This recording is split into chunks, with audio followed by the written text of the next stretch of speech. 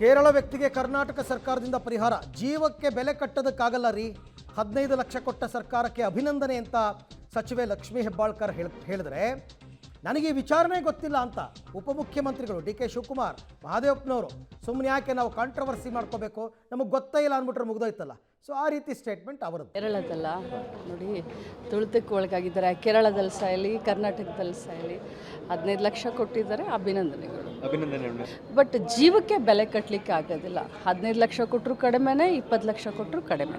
ಕೇರಳದಲ್ಲ ನೋಡಿ, ತುಳಿತಕ್ಕೆ ಒಳಗಾಗಿದ್ದಾರೆ. ಕೇರಳದಲ್ಲಿ ಸಾಯಲಿ, ಕರ್ನಾಟಕದಲ್ಲಿ ಸಾಯಲಿ, 15 ಲಕ್ಷ ಕೊಟ್ಟಿದ್ದಾರೆ, ಅಭಿನಂದನೆಗಳು.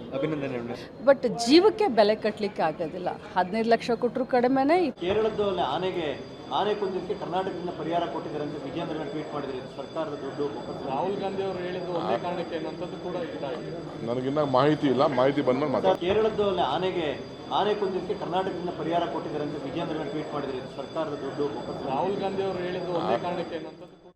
ಇನ್ನೇನು ಹೇಳೋದಕ್ಕಾಗುತ್ತೆ ಲಕ್ಷ್ಮೀ ಹೆಬ್ಬಾಳ್ಕರ್ ಅವರು? ಅವ್ರಿಗೂ ಏನಾದರೂ ಒಂಚೂರು ಸುಳಿವಿದ್ದಿದ್ರೆ ನನಗೆ ಇದ್ರ ಬಗ್ಗೆ ಗೊತ್ತಿಲ್ಲ, ತಿಳ್ಕೊಂಡು ಮಾತಾಡ್ತೀನಿ ಅಂತ ಹೇಳೋರು.